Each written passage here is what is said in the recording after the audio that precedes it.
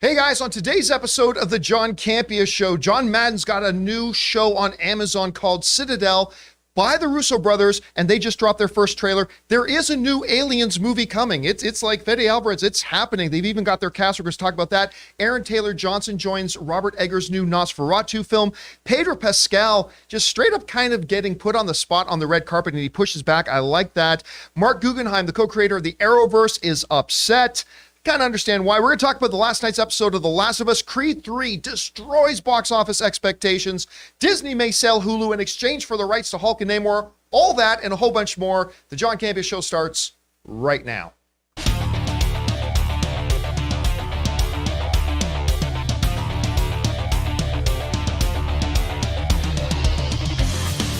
Well, greetings and salutations, everybody. Welcome to the best damn movie-related show on the planet, the John Campea Show, coming from right here on my YouTube channel, brought to you in part by our friends at John Madden NFL 2018. I am, of course, your host, John Campea, and it is an awesome honor and privilege to have you come and join us here today as we talk about our favorite things in the world, movies and movie news, TV and streaming, and all sorts of good stuff. I'm joined by back there, we got Ray Ora. We got Taylor Gonzalez back there. Of course, running the show is Jonathan Voico. We got Chris Carr over there. And most importantly, you guys are here. Thank you so much for being here and making this show part of your day. Of course, I meant Richard Madden, not John Madden. And what can I say? I got love NFL a spy thriller with John Madden. John Madden is back. Let's go. He's ready to tear it up. Anyway, good to have you guys here. And here's how today's show is going to go. We're going to break it into a couple of parts. The first part of the show, of course, we're going to talk about some predetermined topics. Last part of the show, we're going to take your live comments and questions. When we get near the end, we'll announce that we're opening up the super chats, and that will be your opportunity to fire in those thoughts, theories, and opinions. All right, guys, with all that down, let's dive right into it. John Madden was born to be an action star and an NFL analyst. No, Richard Madden. Richard Madden, we found out a little while ago. Richard Madden, of course, from Game of Thrones fame. He was recently in The Eternals. And what was that name of that great BBC spy show he had? Bodyguard. The Bodyguard. Thank you, Bodyguard, yeah. which was fantastic. So good. And a guy that a lot of people think maybe was born to play James Bond. He's got a new action thriller series coming to Amazon called Citadel. And we talked about that a couple of months ago when it was in development and everything. Of course, it's being produced by the Russo brothers, and his co-star in it is Priyanka Chopra Jonas, married to one of the Jonas brothers. I believe it's Joe, right? No. It's the other one. Not Joe. Who's the one? Nick Jonas. Nick Jonas, yeah. The one, and good for her. I think she's like, what is she, like 10 years older than Nick Jonas? Good for him. Good for him and good for her. Like the So prettiest good people on them. ever. So one of the Jonas Brothers' wives, I remember one of the best lines ever at the celebrity roasts when they were roasting the Jonas Brothers. She got up and to roast them, and she said, just say, the guys are great, they're super popular, but I just want to remind you all, I have more Instagram followers than all three of you combined. And she really does. She's that popular in the world. Anyway, trailer dropped for Citadel this morning. And I've not known what to expect from it. We'll see. It's great. It's really good. And I'll tell you what, when I was watching the trailer, I was like wait a minute, this is a series, right? Or maybe it's a movie, because this trailer looked straight up cinematic. Mm-hmm. Like absolutely straight up cinematic. It looked fantastic. And again, I don't know if this is Richard Madden just trying to add to his potential resume for when it comes time to apply to be the new James Bond. Because if Bodyguard didn't already do it, this one is going to really put the pressure on. Stanley Tucci being in there. I love Stanley Tucci. I don't know that I've ever seen Priyanka in anything. I do know this. Anne was basically sitting with Priyanka at the Jonas Brothers concert in Vegas the other week. Anne's actually in her little Instagram video. So that's my wife's claim to fame. She was so excited that she was in Priyanka's video. Anyway, so I don't know that I've seen her interviewed a lot. She seems super charming. I don't know that I've ever seen her acting in anything. So I've got no point of reference. But the trailer is fire. I am all of a sudden, I think it's April 28th. I think that's when this series drops. I am now excited for it. I had no point of reference for it. I didn't have any kind of level of expectation for it. But I'll tell you what, I am down. Chris, you had a chance to watch this. What did you think about it? Oh, this looks really, really fun. Kudos to Richard Madden, too, on like pulling out a pretty decent American dialect so far. Yeah, that not sounded bad. good. That sounded great. I love Priyanka. I think she's wonderful. She kind of came to fame in this, at least with American audiences, with, I believe the show was Quantico. Where it was I like an didn't know FBI she was in show. that. Yeah, she was really I never watched it. fantastic. That's why I didn't know. She's really, really good on that. She's also in this delightful Rebel Wilson romantic comedy that I think is just precious too. The name is blanking out on me, but she's so funny as Isn't it well. Is that the one romantic? where she's living Isn't in a it romantic comedy? Yes, yeah. I didn't even realize that was her in that. It was so fun too. It was more charming than it had any business being. Right? I was shocked by that. I watched it on a plane and was dying. But I love them. But Stanley Tucci, I mean, that is who I'm going to be coming to this show for. I love Stanley Tucci so much, whether he's teaching me how to make a proper Negroni or if he is, doing Devil Wears Prada or anything else, if he's being a serial killer. I love Stanley Tucci And of so course, much. Stanley Tucci, Ray, most known for what movie? Terminal, baby. There you are. Star of the Terminal. Star Stanley of the Tucci. Terminal. Stanley Tucci. For me, Right. it's Big Night, but okay. That's true. That's true. It looks really, really fun, though. And it does feel like Richard Madden really is just campaigning hard to be James Bond. And I think he should be, frankly. He's great. He should definitely be in the top 10 of who people are considering. All right, and I'm going to say this as a very secure, white, heterosexual man. Nope. He's got to be like a top 5 best looking men on the planet. He's so pretty. That's a handsome man. I mean, anyway, if he's got he's got everything about James Bond going on with him. Maybe if they're going for somebody younger, Handsome. if they're going for somebody younger, then maybe he's not the right guy. If Yeah. they want to go for want someone somebody younger, late sure. 20s or something, maybe he's not the right guy. He's great. I mean, even in Rocket Man, and you just love to hate him. He's so good in it. So good in that movie. Anyway, guys, question is for you. Did you have a chance to see the trailer for this new Amazon series from the Russo brothers called Citadel? I got to tell you, I think the trailer's fantastic. What did you guys think about it? Whatever your thoughts are, jump down to the comment section below and leave those thoughts there. All right, guys. That down. Let's move on to another topic here, and that one is this. When Disney took over Fox, one of the questions that came, there was a lot of questions about what's the future of this franchise? What's the future of that franchise? One of those questions was aliens. And I'm going to be honest with you, while I've always said, look, anything can happen. The number one commodity in Hollywood these days is IP, right?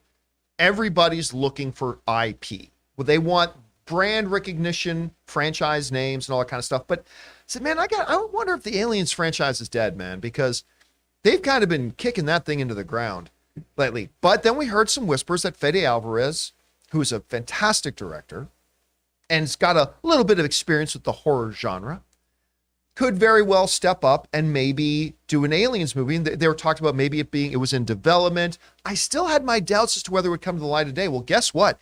It looks like it's happening because according to the Hollywood Reporter, Fede Alvarez's Aliens movie now has a cast. And I don't know any of them. And that's fine. There's nothing wrong with that. I'm just saying off the top of my head, I don't know any of them. But it says, please give a warm face hug to stars Kaylee Spanny, who is being joined by David Johnson, Archie Renault, Spike Fern, and Aileen Wu in the 20th Century Studios production of a new Aliens film. All right. Obviously, probably a lot of people recognize some of these performers. I admit off the top of my head, I don't recognize any of them, and that's fine. The bigger issue here, I think, is the fact that they've got a cast for an Aliens movie. And I have no idea where they're planning on going with this. For example, the Hollywood Reporter is saying this: plot details are being kept in a cryo chamber, I should say, but as opposed to the other movies which focused on adults in corporate, militaristic, and scientific roles, this now 9th installment of the franchise will focus on a group of young people on a distant colony. The group find themselves in a fight for their lives, which a titular alien, a creature known as the Xenomorph, whose race propagates by implanting eggs into people's stomachs via face huggers, with the juveniles eventually violently bursting out of the host's chest. Okay, so this is going to be set in a colony. They're not really giving us an idea of the time frame as to when this happens and all this kind of stuff. So I've got a thought here. Maybe it's time to take this franchise just straight back to its original kind of formula. Like, I know as the as years went on, they try to further the mythology of aliens, and they try, now there's this new kind of alien, now they're doing this, and now they were on ancient Earth and whatever. Maybe it's just time to go back to a straight up, and this might speak to why Fede Alvarez is involved, a straight up horror film. Go straight up horror. Just go make it simple, bring it down to the studs, take it right down to there's a colony on a world, and oops, there's alien eggs here. And just go real simple, because that formula could work. And honestly, it's been a while since they've tried to take that approach with it. And maybe that works here. You know, the question, I was talking to a friend of mine, and the question was, is this going to be theatrical? Is this going to go straight to Hulu? Much like, what was the name of the Predator movie again? Prey. Much like Prey did. I said, well, on its surface, it kind of looks like a Prey situation, that this would be one that they could just put on Hulu or Disney Plus, probably Hulu. But at the same time, Prey's success may motivate them to make this thing theatrical, because Prey was awesome. I still contend that Prey is the best Predator movie outside of the original Arnold Schwarzenegger one. I know number 2 has its fans, great, but I think this is the best one other than the original. So maybe that motivates them to go theatrical. Anyway, Chris, you saw the cast lineup. Any of the cast stand out to you? Are you familiar with any of them? And where's this thing going to end up? Like, I have not, it might be right in the report and I might have just missed it. I just don't know where this thing's going to end up. Well, 2 of the cast members I did recognize. Archie, I believe his name is Renaud. The center gentleman here, he's on Netflix's Shadow and Bone. And then Spanny. Oh, I do like that show. Spanny was the girl who gets killed in Mayor of Easttown, the pregnant girl whose like murder we're trying to solve the whole time. There you go. So great actress, and he's fantastic too. So I've got a lot of confidence. I'm not familiar with the other 3, but I think this is going to be really, really fun. I didn't see the first Alien until 2018 at Cinespia.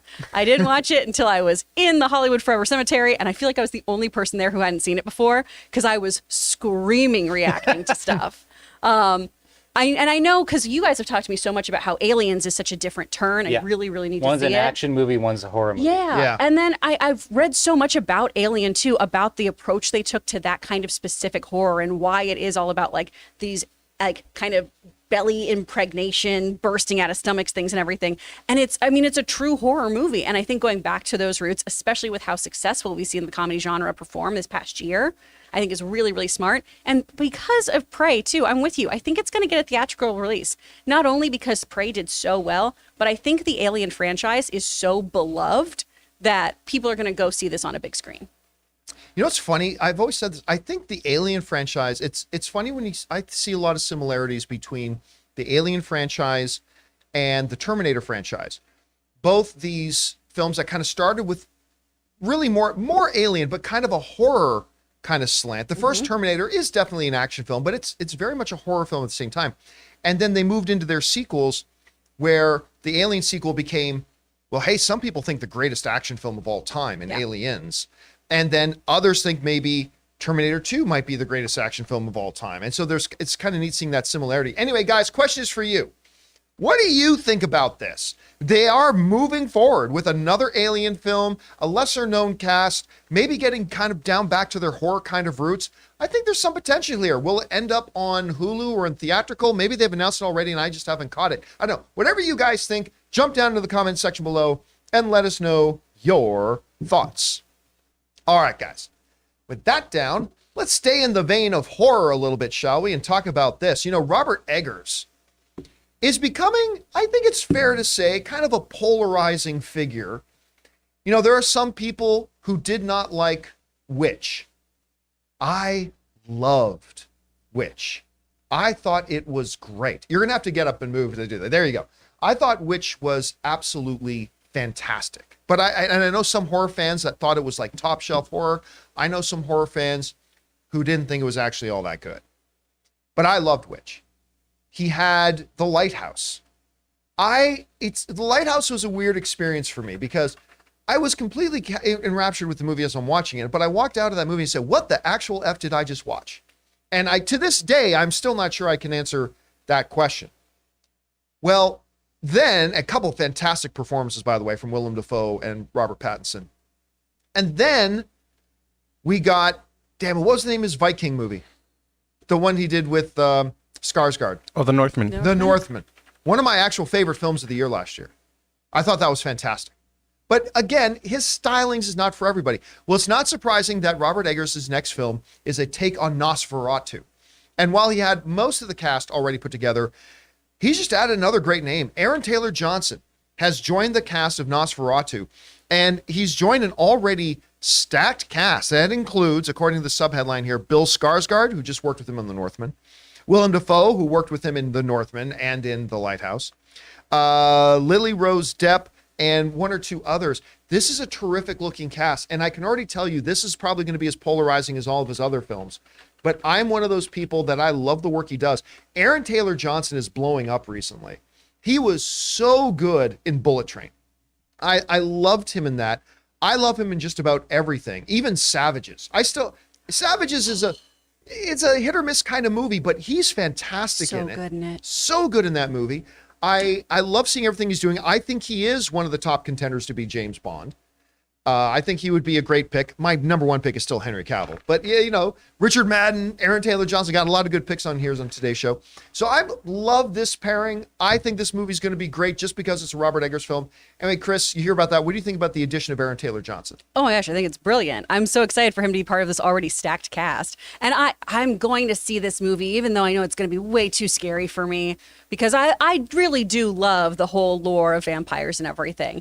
And to have William Dafoe in here, I mean, come on. And with Nicholas Hoult and with Lily Depp Rose, I think it's such a great cast. And Aaron Taylor Johnson is such an incredible performer. He's so interesting on screen. He does so much with his eyes. He is just such a compelling actor to watch. And I'm really excited to see how he's really diversifying his portfolio, so to speak, this year, of just playing such a wonderful range of characters. And I think this is going to be really fun and so disturbing. I'm going to hold your hand, Taylor. I am curious. I don't know the answer to this question. Mm-hmm.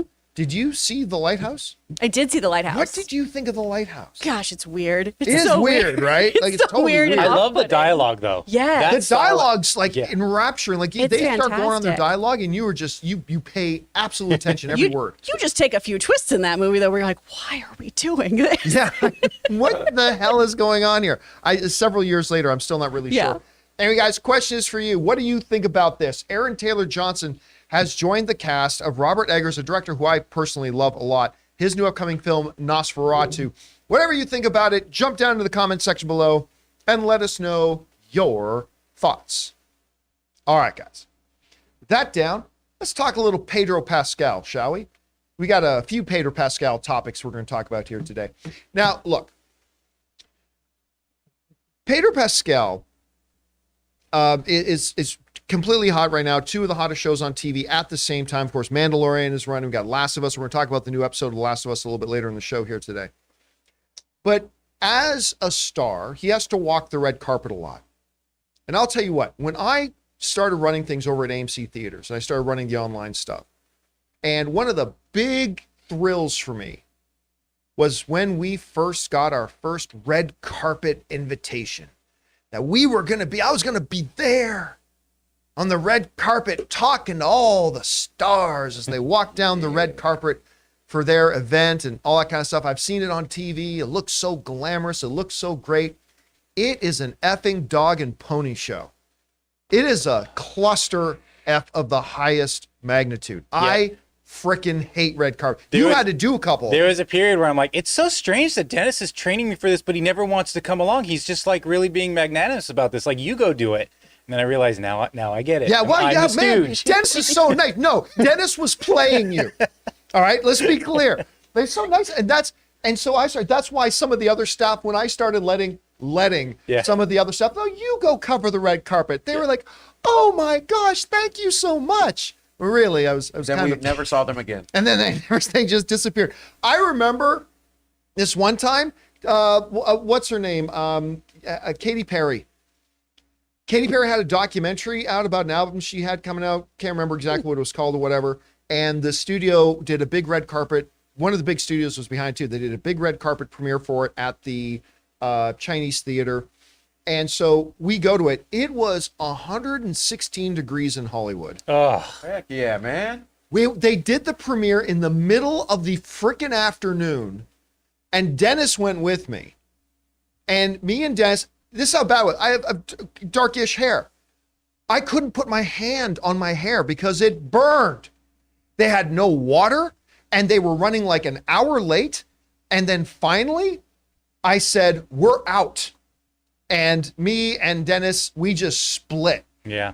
And they're like, the studio reps, like, you can't just leave. I'm like, watch me. You guys have us out. You didn't put up any shade. You got us standing out in like 116-degree heat. You're not giving us anything to drink. And you expect us to just stand here? F that. And we left. I hated red carpets and I stopped doing them because they're terrible. And here's the other thing. I just couldn't handle the stupidity of the people around us. Because, like, and I get it. Listen, nobody cares about red carpet interviews. Nobody cares. We would put up red carpet interviews with me talking to Chris Evans, or me talking to Denzel Washington, or me talking to James Cameron, or me talking to Robert Downey Jr. Nobody watched them because nobody cared. So I get it. Some of these outlets, they would do these stupid things. I brought my dogs. Dead serious. I brought my dogs. Can we have you say, welcome to KTLA? And by the way, KTLA didn't do this. I'm just throwing that out. Right. Welcome to KTLA. Well, you're holding my, like, just stupid stuff. But I get it. They were trying to do something that made their red carpet interviews stand out because red carpet interviews are boring and stupid and nobody wanted to do them. All these red carpet people you see online doing the big celebrity, none of them want to be there. The stars don't want to be there. The interviewers don't want to be there. Nobody wants to be there. Anyway, with all that's the underpinning for this story about Pedro Pascal. Because Pedro Pascal is doing a red carpet, I believe it was for the Mandalorian debut, right, this season. And he's going down the carpet, and Access Hollywood. And again, I'm saying this, I get it that nobody cares about red carpet interviews. Everybody's trying to figure out a way to make their stand out or be a little bit different. So the Access Hollywood they collect all these like dirty tweets that people wrote about Pedro Pascal. And like they ask him to read them in his Mandalorian voice, which is Dance monkey. just so disrespectful and so stupid. And you just put like, because like when you're doing like hot ones, right? The person coming in to do hot ones knows what they're coming in for. They can prep for it, blah, blah. This guy's just here to celebrate the opening of Sing. He's going down this carpet talking to 55 other monkeys and just wants to get in, go into the car, and you just hit him out of nowhere. Do this, dance monkey, like read these things. And Pedro Pascal said no. Now this comes from IndieWire. This is the way they report it. They said, in a moment that quickly went viral, Pedro Pascal was approached by a reporter for Access Hollywood, who presented the actor with a list of sexy tweets about him and asked him to read them out loud. Pascal declined to do so and declined to name his favorite, saying that the tweets were too dirty. And this, I think, just number one, tells me what a classy guy Pedro Pascal is. Not only because he said, no, I'm not going to do that, but he didn't blast Access Hollywood. He just said, no, hey, these are great, blah, blah, blah. And so he's very classy about it. So number one, it tells me about how classy Pedro is. And number two, and I don't want to just pick on Access Hollywood because again, they're not the only ones who do stuff like this. The stuff that Jonathan and Dennis and I and Roth and everything saw some of these outlets do on the red carpet were just obscenely stupid. And it really makes me wonder if they should even do red carpets anymore. Now, I'm not saying don't have a premiere, don't have a red carpet with photographers to show the people walking down, but these red carpet interviews, I just wonder if they should just pull the plug on them because you just have these outlets putting celebrities on the spot doing really, really stupid stuff like this. And nobody wants to do it. Nobody wants to be there. And most importantly, the audience doesn't like watching them. Nobody cares. It's interesting seeing the photographs. So yeah, have the photo people there, but I don't know. Chris, I'm curious, in all your time in this business, like you were Nerdwire and others, did you ever cover a red carpet? And have you ever seen anything like this? And what do you think about Pedro Pascal's reaction to this? I usually didn't. The Holly Scoop gals were the ones who did most of that stuff. That sounds delightful. Good old Holly Scoop. Yeah. They did all of that. And then every now and then I would just kind of give them like a little quick blurb if they were going to do like an X-Men related thing. I'd be like, oh, if you have any questions, just let me know. I got your nerd information if you need to ask any questions They're like, in this no, field. we're good. They're like, we're fine. We're good. They all were actually really, really nice though. All the girls over there were super, super them. sweet. I was honestly surprised though, because I had a very like internalized idea of what like the Hollywood access-y kind of Right. reporter was, and they all were delightful. But yeah, I think he handled this so beautifully, honestly, because it's an awkward thing to do, and I do want to just address like, yes, there are things like reading mean tweets or thirst trap tweets, right? For specific things that like BuzzFeed or other outlets will put out. But the actors already know that that's what they're in for that Yes, day. they're prepared for it. And he's on a Disney red carpet for the most part. This show is pretty family friendly. There's another interview going around where he gets distracted because he goes, "Ooh, someone was swearing behind me." That's not very Disney. Okay. And so he handles all these things, I think, with a lot of grace and everything. It's so uncomfortable, and he already does do some moments too where he's like, "Yeah, sure, I'm the internet's slutty daddy," or he has the lie detector test where he says like, "Yeah, he's the internet's daddy." But when you're put on the spot and you're told to read things that people have said about you that's objectifying you, that has to be incredibly, incredibly awkward. I've seen the comment section. Sometimes people are very out of line. And it's really off-putting to have to react to that in the moment. So I think doing the whole like, no, dirty was a great way to handle this. And I think so often it's so inappropriate how we do talk to these celebrities on the red carpet in general. We've seen it before with awards shows of, "Hey, you look great. Any man would want to take you home tonight," is something someone actually said to Taylor Swift. And she was like, "I'm not going home with any And men they tonight. thought they were being Thank you." charming. Yeah. So, I mean, it's just really, really out Wow, of line. just any man? Thanks. Yeah. It's just, Believe it's that. so weird. It's such a weird thing that happens. And I understand that with live stuff, I've definitely put my foot in my mouth on this show before, but it seems like you get so objectified and treated just like you're just, I don't know, a meat suit in a dress or in a suit that they get to ask anything. It feels very uncomfortable. I love an actor interview. I don't love these. Again, I think it goes back to exactly what you're pointing out. It's one thing if you're saying, "Hey, can you come in and when we interview you next week and we want to do this little bit where you're reading these tweets." I mean, then they're prepared for it. They know what they're doing. Anyway, guys, question is for you. What do you think about this? How do you feel Pedro done it? Do you feel that maybe Pedro, "Hey, listen, just play along. You should have just done it"? Or are you thinking, yeah, the red carpet stuff is getting out of line? I personally feel they should just take all press other than photographers off the red carpet, to be honest with you. But whatever, that's just me. However you guys feel about it, jump down to the comment section below and let us know your thoughts. All right, guys. With that down, let's move on to our Mint Mobile hotline question of the day. If you guys have a question for the show and would like to hear your voice on it, go ahead and call our Mint Mobile hotline anytime at 951-268-4259. Ryan Reynolds will personally write down every word that you said and pass it on to us. Of course, he won't really do that. Anyway, we got a question here about, the new DC and where's Marc Guggenheim? Check it out. Hey, John Crew, this is Weston.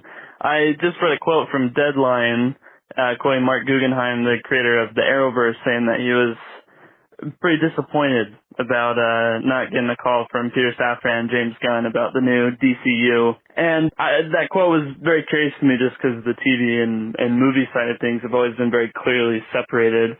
I was curious what you guys' thoughts on that were. Thanks. Have a great one. All right, man. Thanks a lot for sending that in, Weston. And yeah, Marc Guggenheim, I mean, one of the creators of the Arrowverse. There are aspects of the Arrowverse I loved. And there was a period of time where I just loved the Arrowverse in general. Arrow was firing on all cylinders. Flash was getting up and going. They were doing these great annual crossovers. I mean, I never really got into Supergirl, obviously, but I love Black Lightning. And so, yeah, I mean, he did something. He was one of the creators of what I think for a period of time was really one of the defining moments of superhero content on television, the Arrowverse. We'll always talk about the Arrowverse, even though it's drawing its final breaths now. It's almost done. I think it was, at the end of the day, hit or miss, love it or hate it. At the end of the day, the Arrowverse was a successful venture. There are issues with the Arrowverse I didn't like, obviously, stuff like that. But at the end of the day, overall, when we step back, say 5 years from now, 10 years from now, look back at the era of the Arrowverse, we got to say the Arrowverse was a successful venture, man. And a lot of people enjoyed it a lot. Awesome. And Marc Guggenheim was one of the reasons behind that. Now, as James Gunn and Peter Safran took over DC, everybody knew it was going to go in a different direction. The Arrowverse was already, it's not like Peter Safran and James Gunn were going to be the ones pulling the plug on the Arrowverse. The Arrowverse was already naturally starting to come to its end of life cycle, right? It's almost done. And everybody knew that. And Arrowverse was always very, very separate from the movie world. other than that one little Ezra, when Ezra Miller popped up in Crisis on Infinite Earths, other than that one little thing, they always kept it very, very distinct line. It was very different.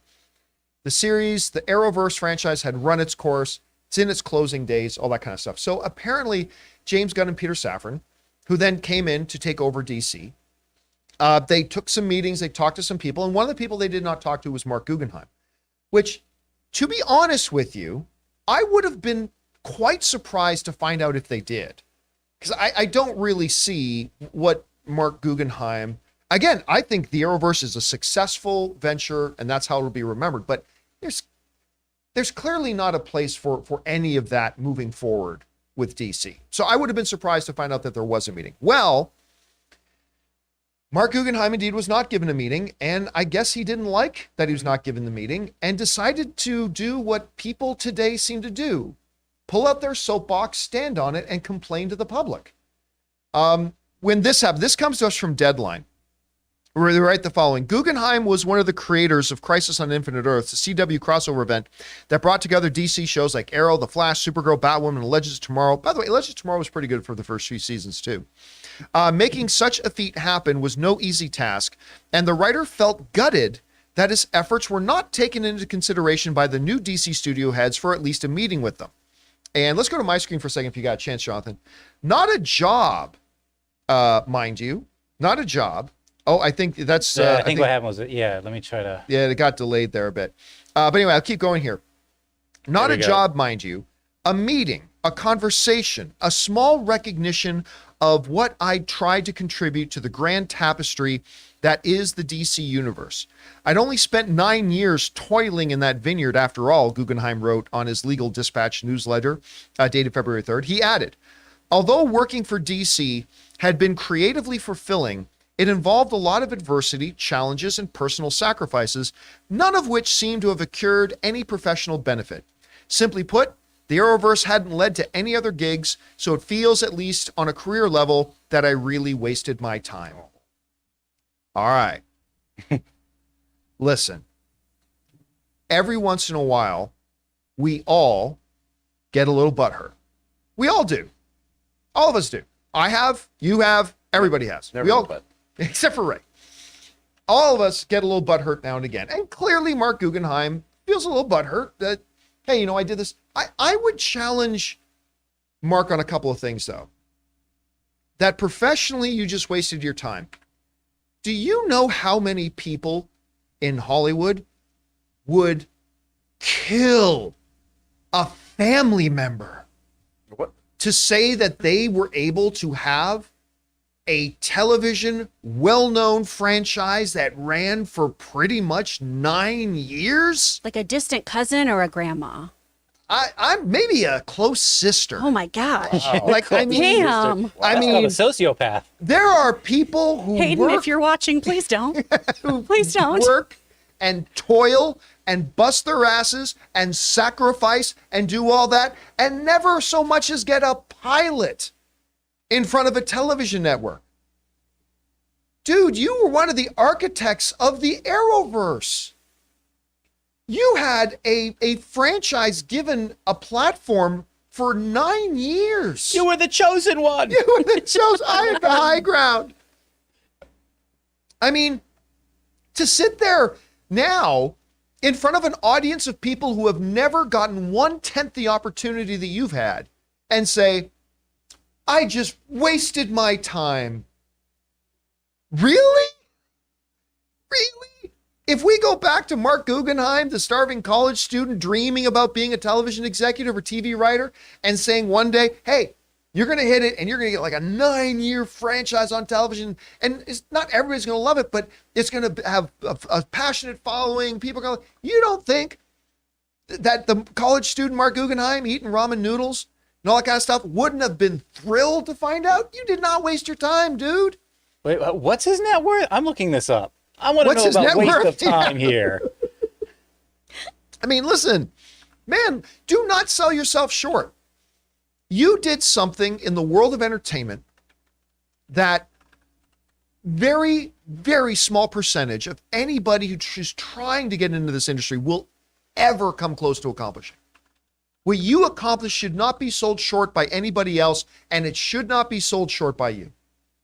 You had a terrific thing of success. And listen, you might be right. Maybe that great thing of success does not directly lead into anything else. Maybe yes, maybe no. But listen, Guggenheim's a young dude. He's got a lot of years to develop a lot of different things. And believe me, he may not feel right now that his Arrowverse work is going to get him anything else. But I guarantee you, the fact that his name is Marc Guggenheim and that he was one of the co-creators of the Arrowverse, he's going to get a lot of meetings in the years to come that otherwise he wouldn't have had. Apparently he's worth $188 million. I think he can buy meetings if he wants them.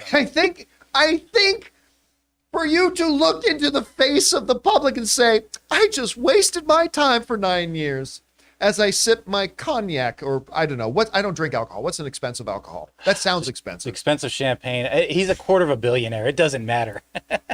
Yeah, so I don't think it was a waste of time, Mark. I think you did okay. Now, look, this will again bring up the question about should he have gotten a meeting. Honestly, I don't think so. And that's not disrespectful to Marc Guggenheim. Your Arrowverse, which will always have a legacy, really has no real connective tissue to what DC is going to be moving forward. That doesn't take away anything that you've already done and accomplished. It's just that this is clearly something extremely different. And frankly, a meeting with James Gunn and Peter Safran at this time just would have been a waste of Marc Guggenheim's time. I really don't see how he was owed anything other than the hundreds of millions of dollars that he has secured and collected over the years. So I just think Marc Guggenheim is selling himself short. I think he's selling his own accomplishments short. I think he can look back at what he has done with a great amount of pride. I think he can look back at his bank account now and feel very, very happy. And in the years to come, when he gets meetings and people will hear his pitches because he is Marc Guggenheim, I think he'll realize in the years to come, his time on the Arrowverse was not time wasted. And guess what? Whether or not your time was wasted on the Arrowverse for 9 years is not defined by whether or not you got a meeting with James Gunn and Peter Safran. So I get it. We all get a little butthurt sometimes. I just don't think the place to do it was, I'm going to get on a public forum and express my unhappiness about this. I don't know. That's me. Anyway, Chris, you read about this. Do you think Mark's got a point, though, maybe? Or how do you think he should look at his own body of work? I do think this does come down a bit to the problem with sound bites, right? Because I understand if you're one of the creators of the Arrowverse, you'd probably like to have a meeting with somebody. This isn't the best phrase, though, is it? Of talking about how all of this meant nothing, yada, yada, the 9 years spent there. Because, yeah, he was the one who came up with the Crisis crossover and everything, which was really, really well done, in my opinion. So I can understand it's stinging a little bit, especially because I think everyone kind of just attributes all of this to Berlanti. Yeah, Berlanti gets a lot of the credit. And He really Berlanti's does. had some talks and things, right? So I can understand that level of frustration. That being said, you know, the Arrowverse for many years was one of the most popular bits of television. Those shows were really, really shining, and they had hit a really good groove for a while and were doing really, really well. I feel like the better course of action here, if they had a nice little PR person running things, maybe would have been, it is disappointing to have not had a meeting yet with everyone at DC, but hopefully, given my track record, I'm on to, you know, greener pastures or something of that nature. Right. I understand sometimes in the heat of a moment, we're not always going to be the best versions of ourselves and say exactly what we should say, but it does come across a little bit of underselling oneself and underselling the, you know, the popularity that the Arrowverse did have for a while. All right, guys, question is for you. What do you think about this? Listen, I think Marc Guggenheim should absolutely look back at what he accomplished with a great deal of pride. And I think he's selling himself short in what he's accomplished. And I don't think taking a meeting with anybody is a reflection of that or the importance of the work he's done. I don't know. How do you guys feel about it? I mean, after all, Berlanti seems to be getting meetings and pitches and new prospects. I don't know. Maybe that's rubbing him the wrong way a little bit. Maybe it would for all of us. I don't know. Whatever you guys think about that, jump down to the comment section below and let us know your thoughts. All right, guys, with that down, before we move on any further, we're going to take a second here and thank one of the sponsors of our show.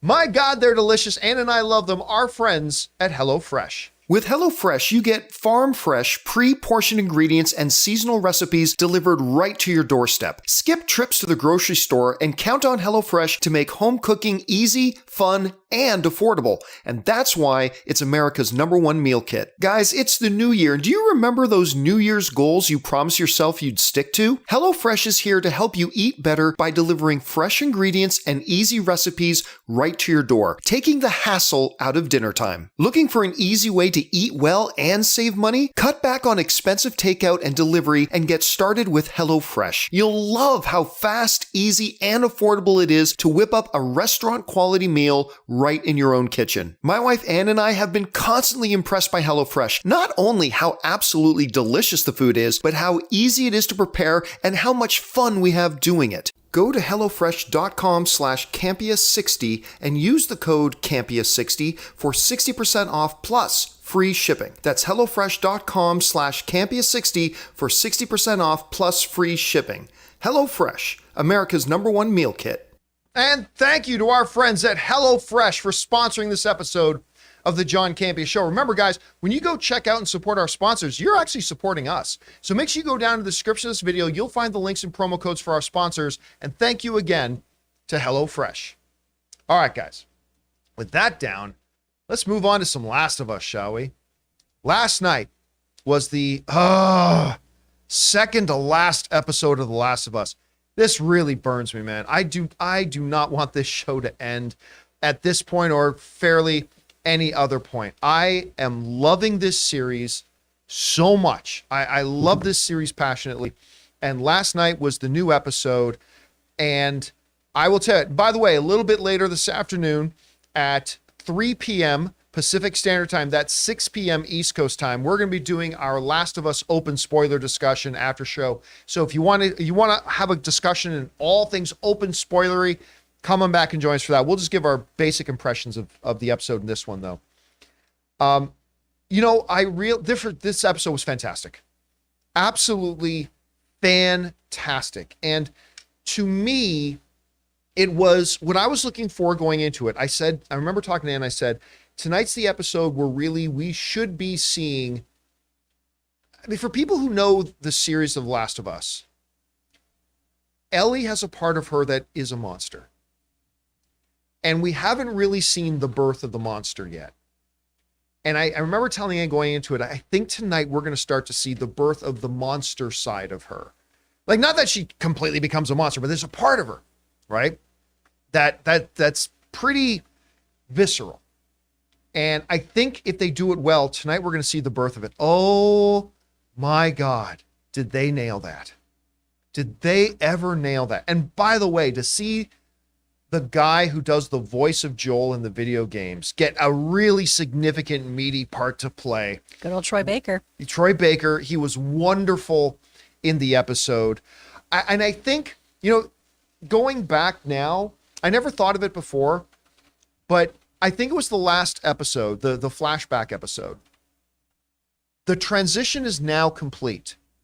The Last of Us was Joel's show. It is now Ellie's show.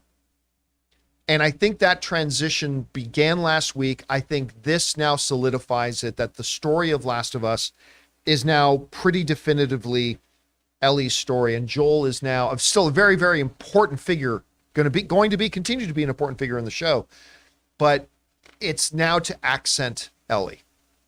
And the way they played, and I remember before I watched the episode, because we had some friends over last night, and as we were getting ready, so we watched it about an hour after it came out. And as we were sitting down to watch it, I got a text from a buddy of mine that said, this is, what's the actress's name who plays Ellie again? Bella Ramsey. Bella Ramsey wrote to me and said, this episode is Bella Ramsey's Emmy resume. Mm-hmm. This was her play. This episode was her play at an Emmy. I'm like, okay, well, fans, we all blow things up. I watched the episode and I'm like, yeah, this is Bella Ramsey's play at an Emmy right here. It was utterly fantastic. I both lament that next week is the last episode, and I'm wondering, because I was talking to Ryan last night, it's like, how are they going to wrap this whole thing up in one episode? But they can do it. Anyway, Chris, you saw last night's episode of Last of Us. What do you think about it? Oh man, this was a great episode, and it absolutely is Bella's episode. I mean, she just really, really delivers in this. That final noise in that one scene. Whew. As I'm trying to be as non-spoilerly as possible. I mean, what they also did, we're at the point in the show where I started switching to just the cinematic cuts because Logan stopped playing the game because it got too spooky. So it was really fun to watch with him because he had no idea what was happening. He also still has no idea what happens to anyone in the future. So now he's coming into this completely, unaware of the plot and everything. And what they kept in worked really, really well. What they took away so they could add other elements in this episode fired on all cylinders. Because I was wondering about some of the other moments in this, some of the kind of bait and switch kind of things, how they were going to play out since we knew a little bit more of these characters. And it really just developed them so much better and stronger for the purpose of television, right? If you're going to have this single episode to get to know some people and a community and things like that, you really, really need to dive into their social dynamics, their society, and how these people operate. And they did that so well. And Bella Ramsey is just on fire in this episode. She just did such almost literally, yeah. She's so incredible in this one. And man, there is a single line that those of us who have played the game or watched those cuts have been waiting for as well. And when it's delivered, it just tears. So good. Is it actually two words combined to make one?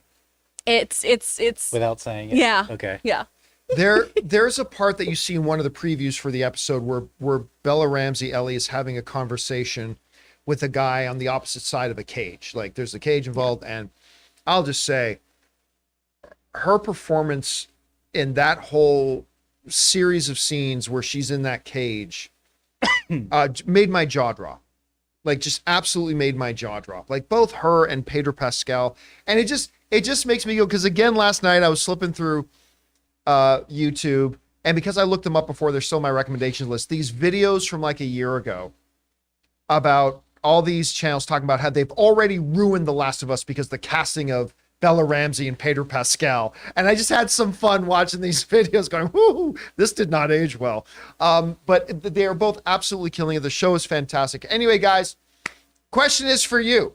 How do you top a pedophile cannibal as a villain in this show? That's a tough one. That's a tough one to top. How did you guys think about that episode? Whatever you guys think, jump on down into in the comment section below and let us know your thoughts. All right. With that down, guys, let's move on to this. Last week we talked about the upcoming Creed 3 and how they were projecting now, at the time last week, that Creed 3 was going to set a new record for not just Creed movies, but for the Rocky franchise as a whole, with maybe the biggest opening weekend in that franchise's history. And well, it looks like they have been able to do it, because Creed 3 came out and it has smashed the previous records. Absolutely smashed the previous Creed records, opening to $58.7 million opening weekend. Yeah, bravo. Wow. Michael B. Jordan, all the team over there at I think was it MGM? I think it was MGM behind it. Yeah, the folks at Amazon and MGM for a masterful job of promoting this movie. Their trailers have been fantastic, and most importantly, they made a great movie where word of mouth, and you guys, I recommend you go check out our review of the film from last week, and word got out. And are we able to go over to the classroom for a second? It's doing this kind of strange thing. I'll show you real quick. Oh, we'll we'll deal that. with it later then. Doesn't matter. So Creed 3, the first Creed movie, I should say, opened to $29.6 million at the box office. Creed 2 went up by $7 million to $35.5 million. And now this one opens to 58. That's pretty much almost right on the nose, double of what the first Creed movie made in its opening weekend. Nearly double. That is word of mouth, man. That is quality, got people excited, and started spreading the word that this thing is great. You got to get out and see it. It had incredibly good legs in the weekend as well, because it wasn't just the Friday and the Saturday, the Sunday advanced ticket sales were fantastic. And word just got out. They made a great movie. Trailers are great. It really shows you the importance of both a very well put together marketing campaign with having a quality product. And it doesn't hurt that the previous films were also very good.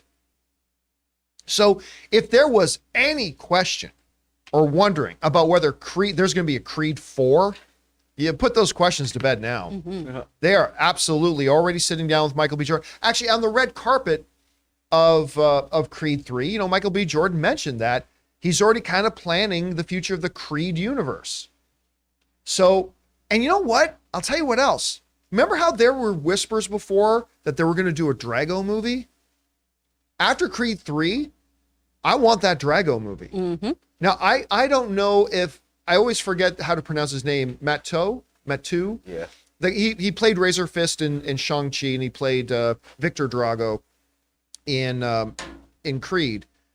But I would love now to see his story. I would love to see him ascend to become a heavyweight champion. Maybe Creed, maybe Adonis trains him. I mean, I don't know. There's a lot of different directions to go, but a straight up Creed 4, I think they got to do. Anyway, Chris, you saw the financial results they've got here for this movie. Surprised, not surprised? What do you think? I mean, it's wild. It is surprising, honestly. I thought this would do well. I still haven't gotten a chance to see the movie. I'm seeing it this weekend. I'm very excited about it. But this is the highest grossing box office for a sports movie ever, I believe, right? Really? Biggest opening for any sports movie. That's what I read on comicbook.com, which I need to double check They're everything. all nerds there. They don't know sports. Yeah. They know numbers, though. They know numbers. That's true. But for a movie to do this well and be your directorial debut, and it's the third installment of a franchise that's being like rebooted and taken, that's a spinoff from another franchise with 5 films under its belt, that's insane. Those are absolutely bananas numbers. And I think it's just a testament to what Michael B. Jordan has done with this franchise. I mean, not only with his own character and acting, but the direction he took this in, bringing Majors on board, who I think is just going to be box office catnip moving forward. Again, say what you will about, Quantumania. He does a lot of great work with Kang, and I think will continue to do great work with Kang. I think he's such a tremendous, tremendous actor.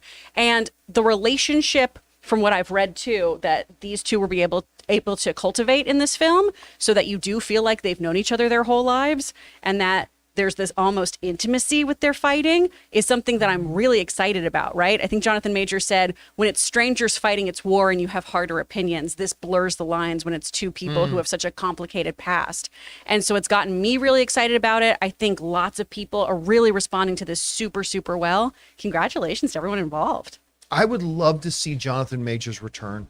Yep. I want them to do Creed 4. I don't want to see Creed versus Damon again, but I hope he returns. I really do, because again, and I know it's a little bit of a hot take, because he was great as Kang. He's better as Damon. You don't want to see the Council of Damien? The Council of Damien? You're actually very I was actually very frightened of his character. Oh yeah. Like, I mean, it's just like he gave that thing where it's like, you don't want to mess with this guy. He's like a ticking time bomb. Ray was hiding behind his Chipotle. He was like, And again, when you have characters that you get why they're angry, when you get antagonists where you're like, maybe even in your head you think they are justified in being this pissed off and whatever, it just gives so much more richness to antagonists of the thing. And you certainly feel that with Damien. Anyway, guys, what do you think about this? Creed 3 not only destroys the franchise box office records, it destroyed the projections, which had it beating the box office record already. What do you attribute that to? Did you see Creed 3? If so, what did you think of it? I don't think it's quite as good as the first one, but man, it's really close. It was fantastic. Whatever you guys think, jump down to the comment section below and let us know your thoughts. All right, guys. With that down, let's get into our final main topic here, shall we? And that one is this. With all the great runaway success that Marvel and the MCU has had over the last over a decade, there's kind of been one big thing in Marvel's big quest to go back out, because you guys remember many years ago Marvel, just to try to keep their heads above water, started selling off a lot of the rights to various characters that they've had. And over the years, they've slowly been getting the rights to all those characters back. Spider-Man is still one that's outstanding. That's still Sony's. But for the most part, they've been able to get just about all of them back. Daredevil is back under the roof now. You know, Fantastic Four, the X-Men, they're all back now under the happy mouse house roof of Disney. And Marvel's got all of them back. All of them back. But there is two, and really in particular one, there's still been two kind of outstanding ones. And that has been Hulk and to a smaller degree Namor. Now you might be asking yourselves, well, wait a minute, what do you mean Hulk? Hulk has been in the MCU. Of course he has. But because of a really complicated deal with Universal, who owns the distribution rights to Hulk and Namor, Hulk could be in some MCU movies, but they could never now do a Hulk movie. They can't do a Hulk movie because Universal owns the distribution rights.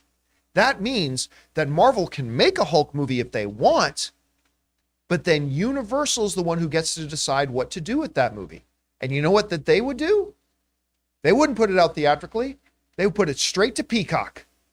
That's exactly because Universal is owned by Comcast. Comcast owns Peacock. That's exactly what happened. If Marvel, Kevin Feige decided to make, I'm going to make a straight up Hulk movie, guess what? Universal say, thank you, take it from them and put it up on Peacock.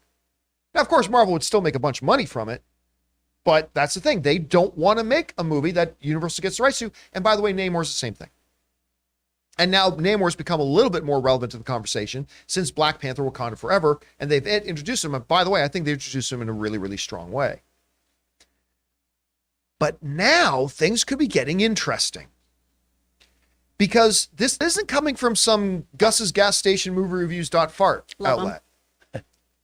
Citi, C-I-T-I, a prominent Wall Street analyst firm. They believe, as we have heard many media and entertainment industry analysts say this already, a lot of people believe that while Disney may buy out Comcast's remaining share of Hulu, there are a lot of people who believe that Bob Iger's play is to sell Hulu to Comcast. Remember, Comcast is still one of the owners of Hulu, but they're a minority owner. Disney is the controlling ownership. But there is a date coming up in their contract where either Disney has the right to buy out Comcast's remaining shares, where Comcast can make Disney buy them out if they so choose, and that date is coming up. But a lot of people think that Bob Iger's play is to sell Hulu back to Comcast. It would be a really big win for Comcast. It would allow Disney to focus on their other priorities. Now, I'm not saying that I believe that's what's going to happen, but a lot of people in Wall Street believe that is the direction they're going to go. And as a matter of fact, Citi analysts are believing that that's exactly what they're doing. And they believe, Citi analyst Jason Bazinet is saying that they believe that a part of this play is going to be in selling the remaining shares of Hulu back to Comcast, that a part of that negotiation will be to get the distribution rights to Hulk and Namor back. Now, this is what they said in their statement. Selling its 67% stake in Hulu would provide a great opportunity for Disney to consolidate all of the MCU. While Disney owns all Marvel IP, Universal has distribution rights to Hulk and Namor, the analyst added. As such, if Disney makes a Hulk or Namor film, Comcast can distribute the film on Peacock. If Hulu is sold, Disney may use this as the opportunity to secure these rights again. And a part of that, their agency is recommending a buy on Disney stock right now because they believe they're going to be selling off Hulu, and a part of that is going to be getting the rights of Hulk and Namor back. All right. This is kind of my thoughts on this. This is actually less appealing now to Disney than I think it would have been 5 years ago. I think 5 years ago, this is a bigger chip on the table than it is right now. And I'll tell you why. Hulk has been massively devalued over the last few years. The value of the Hulk to the MCU has drastically dropped because of the way they've handled the Hulk character. When we all saw the first Avengers movie, I remember coming out of that theater with a bunch of jaded, grumpy film critics that were just buzzing and calling their friends and telling them how amazing this Avengers movie is. And one of the things that everybody was really excited about was Hulk. A lot of comments after that first Avengers movie came out was, this is the Hulk everybody's been waiting for. And of course, a lot of talk around fandom and everything about get a Hulk movie made. Get a Hulk movie made. And there was value attached to that. By the term that one of our viewers used, nerfing the Hulk as they've done. They did a very intricate procedure on Hulk. You see, it's where they took their hands like this and they put Hulk's testicles in them. And then they got these scissors, you see, and then they snipped them. And just a little snippy snip, very, very, very precise thing where they nerfed Hulk, man. They turned him into something that is really not what we have wanted the Hulk to be. But I've always given them straight up kudos for trying something different. You know, I will never not want to see creators trying something new and different, all right? And hey, that means sometimes it'll work and sometimes it won't. In this case, I don't believe the snippy snip was the right thing to do with Hulk. And now Hulk is just a shadow of what Hulk should be. And now I don't hear a lot of fans. Now, listen, I don't have every movie fan emailing me and messaging me every day, but I have a lot of them. And I'll be honest with you, I don't remember the last time I got a message from people saying, when are we getting a Hulk movie? I haven't heard that in a while. The last time I heard that was really back around the days of Thor Ragnarok. And not really much anymore. So the value of Hulk as an IP right now, I think has been devalued tremendously. And Namor, well, Namor was actually a really intriguing for 5 minutes. I think they've devalued the potential of Namor as well. Not as much as Hulk, granted. I would still personally be quite interested in a standalone Namor movie, to be honest with you. I really like that performance. I like the nature of this character. But I think introducing Namor the way they did, I think maybe has devalued Namor as a standalone property a little bit. So while I can absolutely see this deal happening, and I can absolutely see Disney divesting themselves of Hulu, it could very well go the other way. Actually, I think the odds still are that Disney buys out the rest of Hulu, but they may sell. And I could see that happening. And if so, I could totally see them making a part of that deal, Hulk and Namor. But is Marvel really looking to make a standalone Hulk show now or a Hulk movie now? Is even the MCU fan base, really excited about a Hulk movie at this point, the way they've done the snippy snip? I'm not really so sure. Anyway, Chris, you hear about all this. Wall Street seems to think Disney might be positioning themselves to sell Hulu, and if so, maybe getting those rights back. Significant move, not significant move. What do you think the odds are? How do you see it? It's a very significant move. As of this year, Hulu is worth $16 billion. With a B. Billion. Yeah. Are Hulk and Namor worth $16 billion? And if this is just a share too, that's a whole other issue, right? If they're taking a large percentage of Hulu, that's another thing. But as of right now, with where these characters are, I don't think they are worth that price tag, right? That doesn't seem like an even exchange of goods. Now, over time, sure, you could build the Hulk back up because we did have that kind of Peter Petrelli-Sylar issue, right? Of this is such a superpowered individual, we need to take back some of those powers. Otherwise, there's no stakes. They're always going to win. No one can overpower them. Right? I feel going to see this with some of the other people in Marvel right now who are so overpowered that then we have to keep upping the ante or giving them obstacles to overcome because they're such superpowered individuals that it makes it so it's hard for us to believe anyone could take them down. With Namor, he worked great as this secondary antagonistic character until we get a few other pictures under his belt.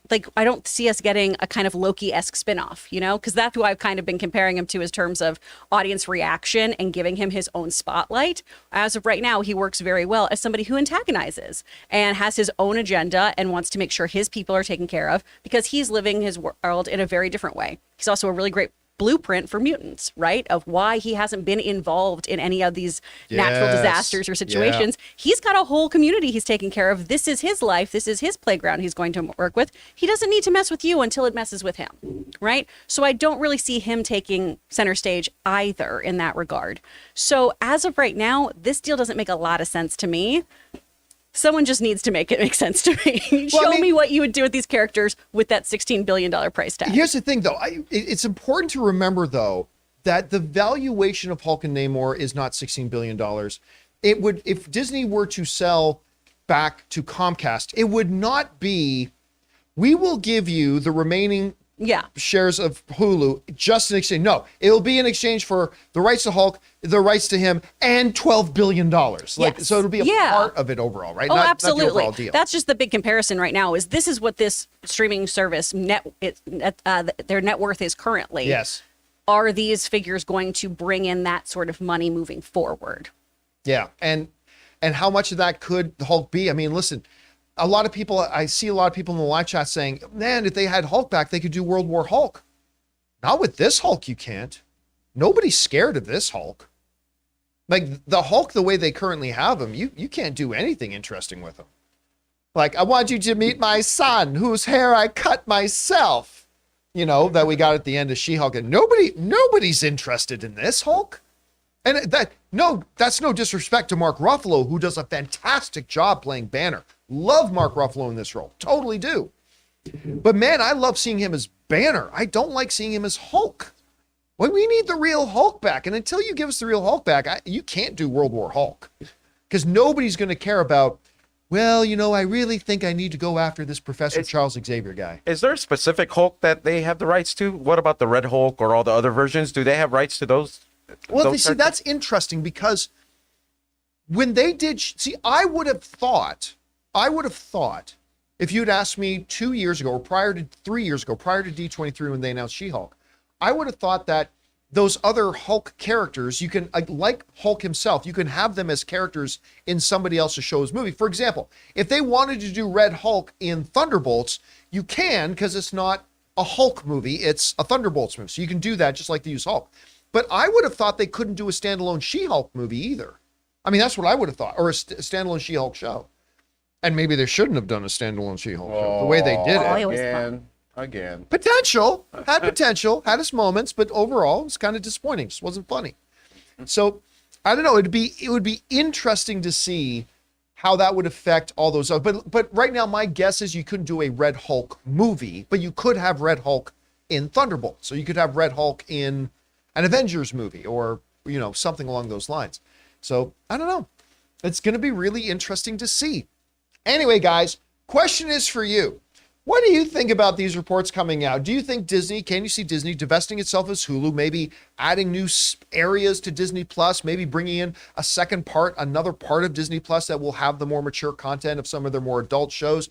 Do you see Hulk and Namor finally getting their distribution rights going back to Disney? But if so, do you even see them really doing anything with them in a way that they're not already doing with those characters? I don't know. Whatever you guys think about this, it'll be fun to see how this unfolds. Jump down to the comment section below and let us know your thoughts. All right, guys. With that all down now, it's time for us to throw it open to you guys. What do you guys have to say? What are your thoughts, theories, opinions, and questions about any of the topics we talked about today or others? We are now going to open up the super chats, and it's your time to jump on down and fire those in now. Now, before we get to those, though, we're going to take a second and thank the main sponsor of the John Campea Show, Ryan Reynolds' own, and my mobile service phone provider, Mint Mobile.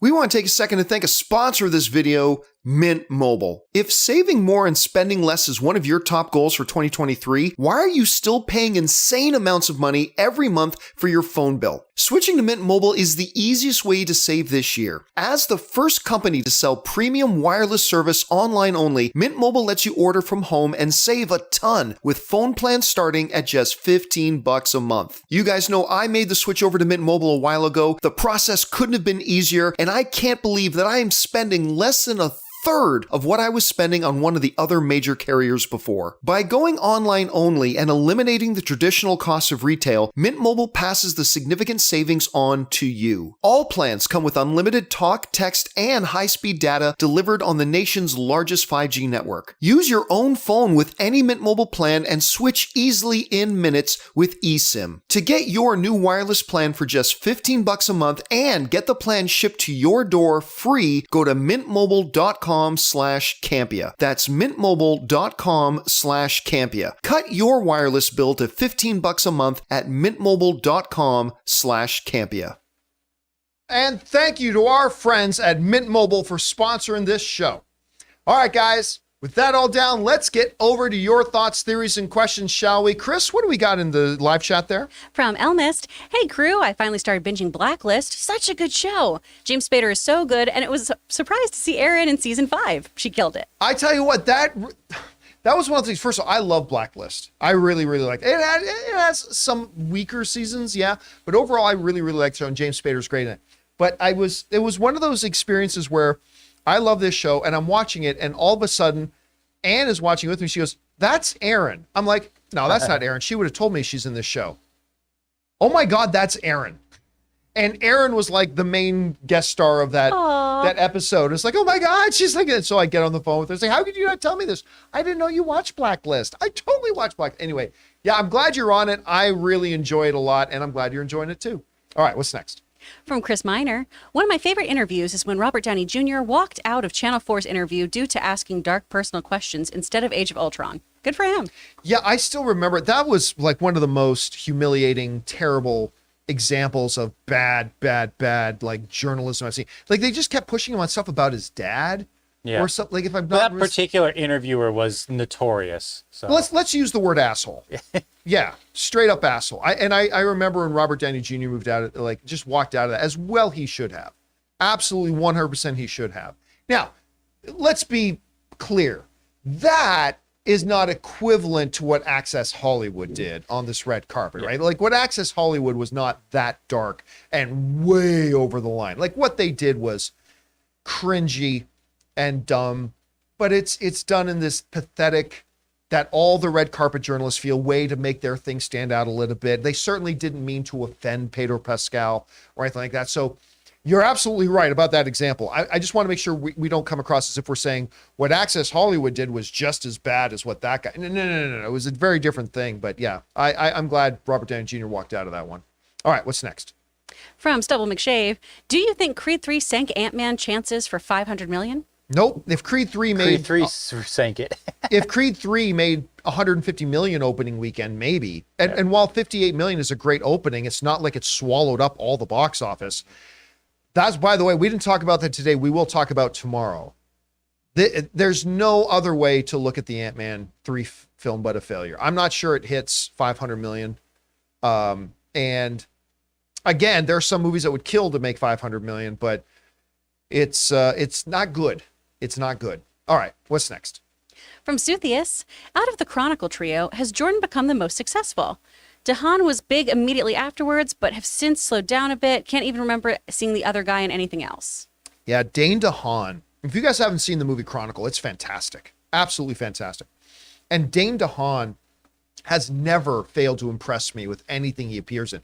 Even in that Spider-Man movie, he played the character as well as you could play it, given the dialogue and the story he was given.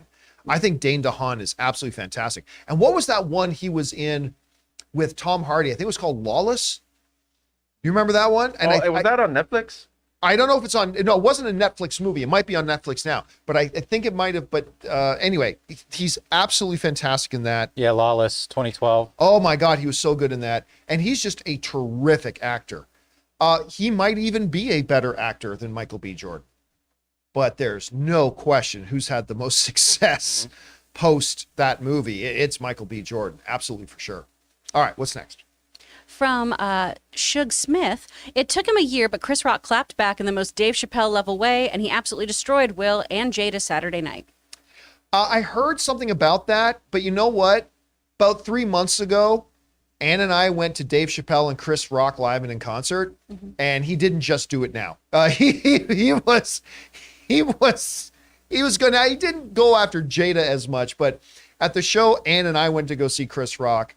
Boy, he took down Will Smith pretty good. But it was one of those shows where even though we saw him in Anaheim at the giant arena where the Anaheim Ducks play, and they did it like the world premiere of a movie where you weren't allowed to bring your cell phones in. You had to check your cell phone when you came in the arena. So there's no video of any of this, but yeah, I think this was maybe the first time you really went after him in a way that was allowed to be recorded or something like that. Anyway. All right, what's next? Because I'm Batman. Are you expecting the rest of the CD Chapter 1 lineup at CinemaCon and maybe a Superman casting?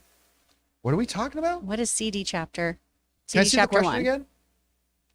They probably mean DC, Oh. not CD.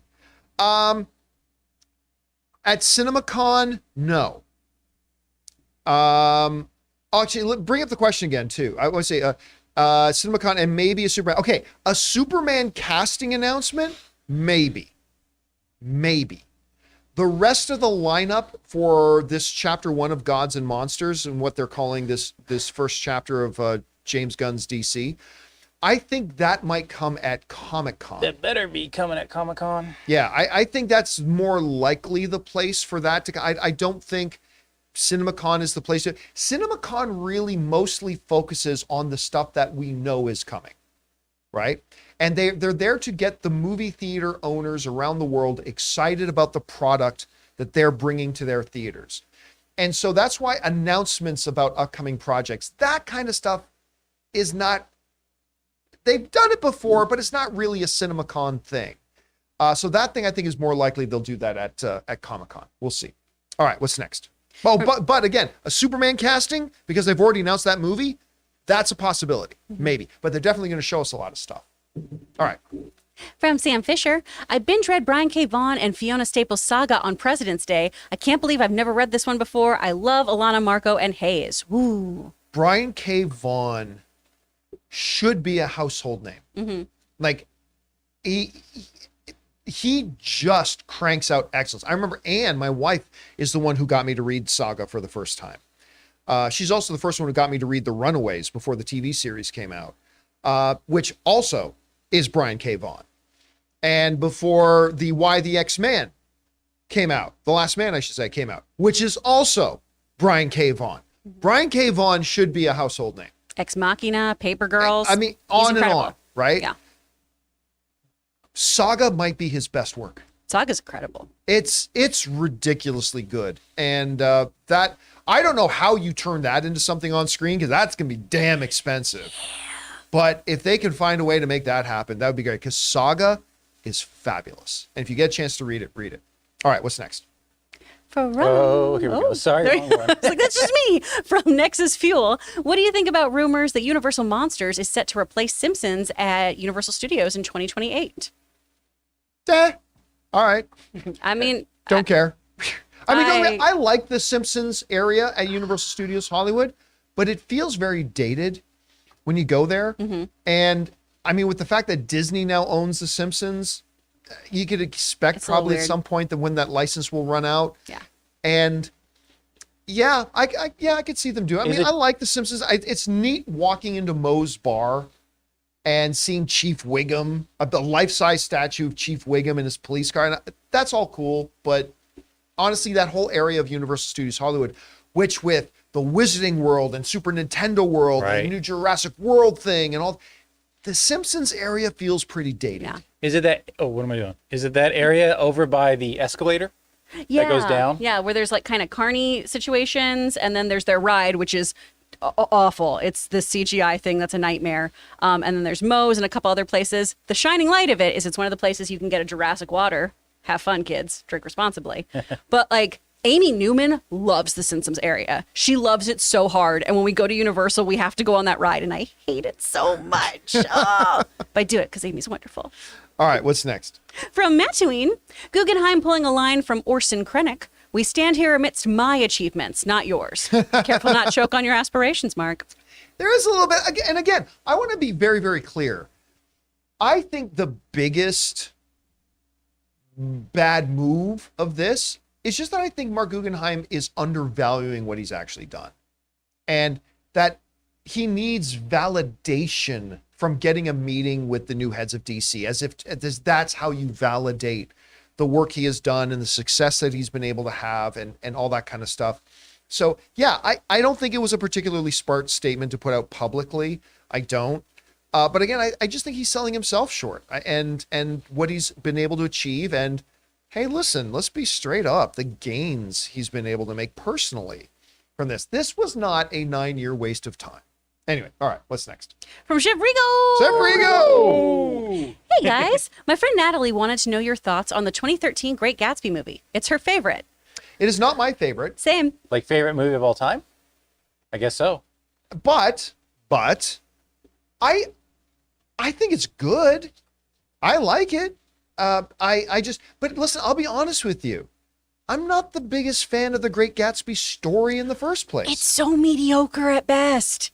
Yeah, I've not really been I've liked, but I've never been a huge fan of any iteration of the Great Gatsby, to be honest with you. Rob So- loves that movie. So Natalie and does. Rob, they park their shuttlecrafts and whatever. Whatever you say, Rob. Whatever Rob said. That thingy. So I think it's okay. Some good performances in there. But yeah, it's all right. It's all right. Don't love it, but it's all right. All right, what's next? Speaking of Rob, Robert Meyer Burnett. I love modern Star Trek. totally that's not Rob. Thanks, Rob. I will say this though. I had a bunch of people, and Rob told me this too the other day. Because I had told Rob that, Rob loves the third season of Picard. And I watched episode 1 of the third season. I thought, this does not feel any different than episode 1 of season 1. Like, this feels very much like the same show. I don't know why you didn't like the first season but something like this. He goes, yeah, I get what you're saying, but wait till episode 3. And then we had a bunch of people write in and say, John, have you seen episode 3 of Picard? And I'm like, well, no, I haven't gotten that far yet. Last couple of days, I got caught up on Picard. And the revelation in episode 3 was actually quite exciting. Ooh, okay. Yeah, it was. There's a couple of key revelations that happened. And I mean, it's not a big surprise to say Worf was in the trailers for the season, but the Worf revelation was great. And the apparent villains of the season now have come to light. And that to me was actually pretty exciting. It was a very creative thing they did there. So, I mean, Rob was right. Episode 3, because episode 1 and 2, I just think are as good as Picard season 1, which I like. I like Picard season 1. I really liked Picard season 1. I thought it was Season great. 1 was, season 2 was not very good. Yeah. But episode 3 has elevated it to me over season 1. So Nice. we'll see if they're able to keep that going. I gotta watch it. I mean, I got my friend's login. my Fair favorite enough. part of Star Trek are the Worf blooper reels from Next Generation. I gotta watch these. They're great. Oh, I know what I'm going to do after this now. From Jeff.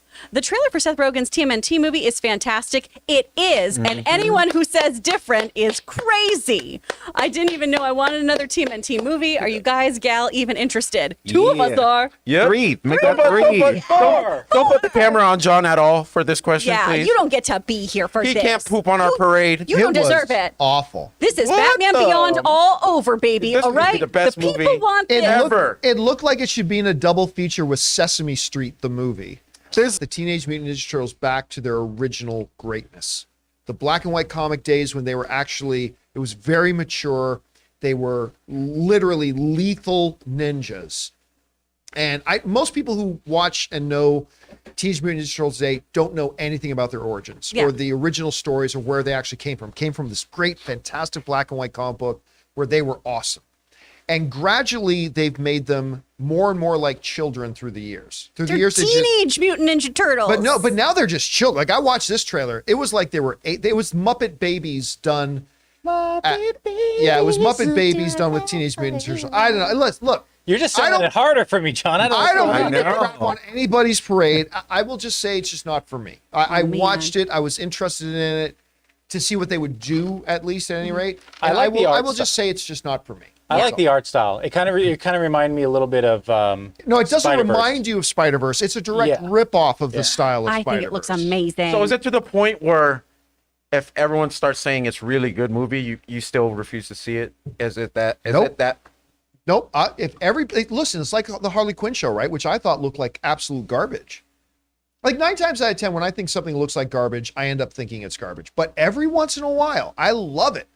I mean, it's actually one of my favorite things as a film fan. When I think something looks terrible, and then like a Harley Quinn show, and then, all right, people talk me into trying it out, and I try it out, and I end up loving it. That is one of the best experiences you can have as a film and television fan, right? I think it's one of the great things. So I will tell you what, I'll go on record right now and say, I hope this team, because by the way, speaking of Spider-Man Into the Spider-Verse, I thought that looked like trash. Oh yeah, you did. For like For like a year and a half, I thought it looked stupid. I didn't like the concept of it, blah, blah, blah. And it is now one of my all-time favorite comic book movies.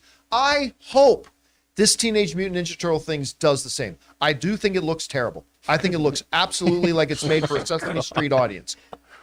But that, hopefully, is just setting me up for having a great, pleasant surprise. So I hope it's awesome. We'll see. All right, what's next? Well, can you tell me how to get back to Sesame Street? Because I'm gonna go. I love it. Tell me how to get... Okay, sorry. From Cody Hunt. Anyone ever notice how Nicole Kidman's Australian accent changes to American at the line, "We make movies better" in her AMC ad? It always bugs me. That's the part that bugs you? That's the part? The part for me is that it exists. That's the part. Listen, I love this ad the first time I saw it. I thought, that's really creative. Not sure why you're showing me an AMC ad when I'm already in an AMC theater, but hey, okay. I cannot begin to tell you how much it irritates me that I have to sit through the 733rd time I got to watch that ad. Because I go to AMC theaters. And every fucking time. Learn to love it. No! I love it now. No! Yeah, Because me too. you know what? Because the For everybody. audience, ironically, I'm going to come over and kick you in the Yeah. balls. And I'm just going to say, learn to No, love it. I'm wearing a chastity belt. You want to Learn to like it. but smart. the audience, ironically, cheers every time. Now I like making fun of it. Everyone stands up like it's the Pledge of Allegiance in Burbank. It's amazing. I will stand up next time. Like I don't like it. I'm on board with you. It's so bad. But I like all the ironic treatment of it. Yeah. I didn't mind the first one or two times. Again, the analogy I use, and I know you've heard me say it, first of all, you've already made me sit through almost a half hour of trailers before the movie starts. And then another 3 or 4 minutes of buy AMC soda, join AMC A-list. You're watching AMC theaters. Oh, did you know you're in a Dolby cinema? Look at the sound of it. Like literally a half hour of garbage that we got to sit through. Just buy the soda, John. Because if you Buy went the to fucking soda, McGuffins, man. if you stop Buy at our McGuffins, you sodas need to be now. reminded because you're like, where am I? I'm drinking a blue Avatar beverage that has too much curacao. Is this a Dolby screen? Shit, this looks good. But then again, after all of that, nope, still not going to start the movie. We're going to make you watch this Nicole Kidman thing again. And to me, again, it's like showing me an ad for AMC while I'm already sitting in AMC is like trying to get your date to look at your Tinder profile when you're already in the middle of oral sex. It's unnecessary. It's unnecessary. Anyway, maybe I'm just getting grumpy. All right, what's next? It's getting on at the theater. I don't understand. Getting? What? Yes. That's I him love before this. Ninja Turtles. This is my favorite thing. Oh, from Stubble McShave. Maybe their plan all along was to make Hulk so worthless that they could buy him back for a cheap sum. Ah, I'm on to them, those devious Disneyans. Hey, listen, I'll tell you what, Kevin Feige's so smart, I wouldn't put that by him. Let's just run Hulk into the ground so they practically give him back to us for nothing. That's such a mafia move. It is such a mafia move. I mean, I don't know. Look, I one way or the other, I just hope they get Hulk back to that Hulk that made us all excited again about the Hulk when we saw him in Avengers. And I just want to see Hulk smash, man. I just want that Hulk back. 'Cause Yeah. this is, oh my God. Oh my God. Yeah, you do. We're all 9-year-olds. Yeah, you do. Get it, Banner. If you squint, it's almost Shrek. Captain America 4. Okay. All right, what's next? From My Comic Planet. Been watching the new Prime Video show Daisy Jones and the Six, and wow, I think this might be my new favorite show. Riley Keough and Sam Claflin are electric. Ooh, it's pretty fun. First of all, I like Sam Claflin a lot. I know nothing about this show, but I've been hearing a bunch of people raving about it. You checked it out? I watched the first 3 episodes because it was not getting great reviews, honestly. But I really like Sam Claflin, so I thought I'd watch it. It is a kind of mock music documentary looking at this band from the 1970s that had like a great album that Oh, they I love it broke up. already. And so it's kind of talking head interviews with them and then flashbacks to 20 years ago. And it's done really well. There are a lot of moments that it's, yeah, I've seen this, but that is because we do have that cliche of what happens to rock stars. And there's a lot of that in here. It's got a very big like Fleetwood Mac Rumors vibe of like the band having these kinds of issues. But it's really fun and the soundtrack slaps. It's so good. It sounds a little bit like Spinal Tap in a It's like a dramatic version of it. Like it's, Okay. it's Almost Famous with that kind of like lens. And again, the Fleetwood Mac kind of all of the band having relations and such. all right. So the delivery would be more like Chris, my amp, it goes to 11. Exactly. Okay? Yeah. It'd be much more serious. All right, what's next? From Daniel Wynn, Pedro Pascal is incredible, playing two iconic roles at around the same time. I get Harrison Ford vibes. I mean, listen, it's almost unfair how hot he is right now. No, he's got the maybe the hottest shows on TV with Mandalorian and Last of Us going at the same time. He's going to get an Emmy nomination for Last of Us. And now I believe that she's going to get an Emmy nomination too. And Nick Offerman is going to get an Emmy nomination. By the way, Ann and I, we were driving out of town this weekend.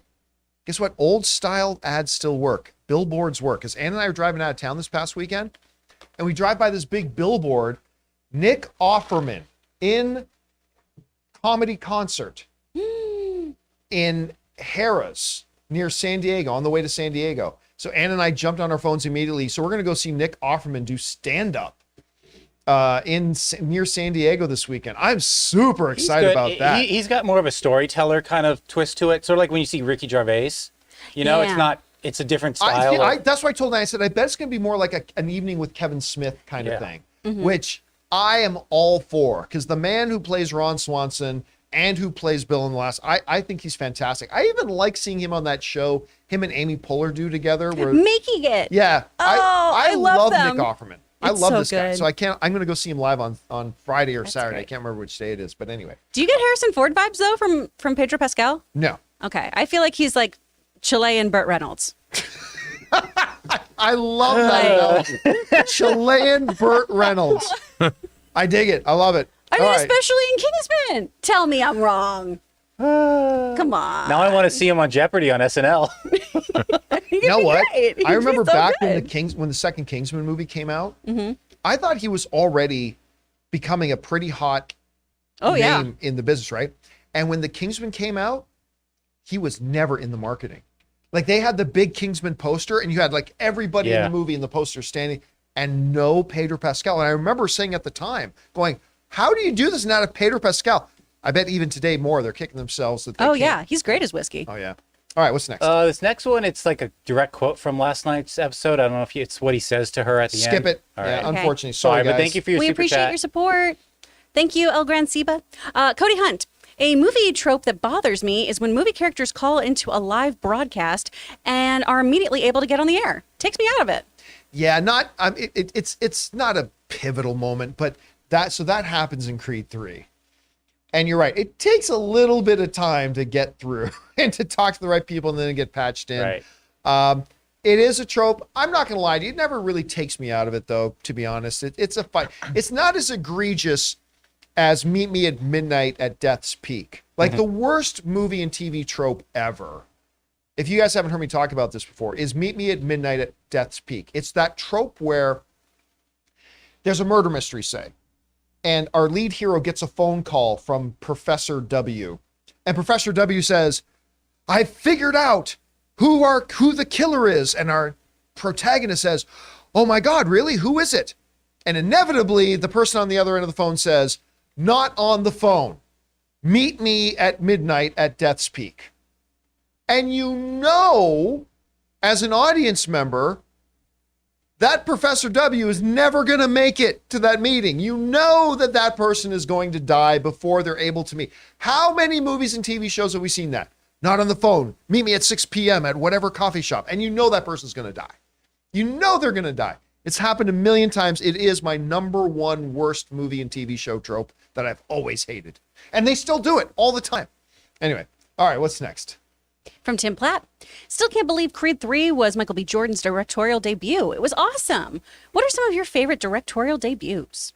Well, I mean, it was. Now, one of the advantages Michael B. Jordan had going into that was it's in a franchise he's already very at home in, right? He's been in 2 Creed movies already. And he's worked with Ryan Coogler and Capel. Is that the name of the Yeah. the director of the new Transformers movie. Yeah. So he worked with Coogler in the first one, Capel in the second one. He's very at home in this character. It was great. Now, he did make some questionable directorial decisions in this, like for artistic reasons. And I saw what he was going for. That didn't really work for me. But yes, great debut. Well, Bradley Cooper's directorial debut with A Star Is Born was fantastic. I think, didn't Krasinski with Quiet Place, was that not his I directorial? think so. I was going to mention I thought that. his was Interviews with Hideous Men or whatever that movie's That called. might have been it. But so there was that. I'd have to think about it. I Yeah. can't. Yeah, Brief Interviews with Hideous Men was his Okay. first one. So I can't pull it off the list off the top of my head, but a couple of those are there. Bottle All right. Rocket from Wes Anderson. Oh, yeah. Love That was a it. pretty good one. Love it. All right, what's next? My Comic Planet. I just have 3 words for everyone. John freaking Jones. And Wow. that honestly wasn't that impressive. Like I told you before, he was going to win that fight. Cyril Gahn. The problem is, once you have anybody who knows how to grapple and wrestle, he has no idea. If somebody wants to stand in front of him and have a kickboxing match, he can take out anybody in the world. But the problem is, even when a guy who's not that good of a wrestler, like Francis Ngannou, was able to take him and control him easily, and he was helpless. So that's why going into the fight, I knew John Bones was going to win that fight. Now, what is going to be a more interesting fight is when he actually has to fight a really smart, cerebral fighter in Stipe Miocic, who is the longest reigning UFC heavyweight champion ever. He has more UFC heavyweight title defenses of all time. He beat Francis Ngannou. He beat Daniel Cormier. That will be a much more interesting fight. I still would pick John Bones Jones to win that fight, but I'm not impressed with him beating Cyril Gahn. I will be impressed if and when he beats Stipe Miocic. So that'll be a more interesting one. Other than that, there was nothing really impressive to see there, in my opinion. All right, what's next? From Goose Comics, the new TMNT Mutant Mayhem trailer just came out earlier today. Art style looks sick. It's amazing how versatile the TMNT are in the various genres. Day one, I'm there. Thoughts, John? That's 2 Goose. Can you tell me how to get... Sorry, it's Sesame Street. Snuffleupagus is should gonna get watch you. it. Again, it's just not... It does not look like it's for me. It just looks like it's made for complete children. But hopefully, I'm proved wrong. I'd be excited if they do. Anyway, what's next?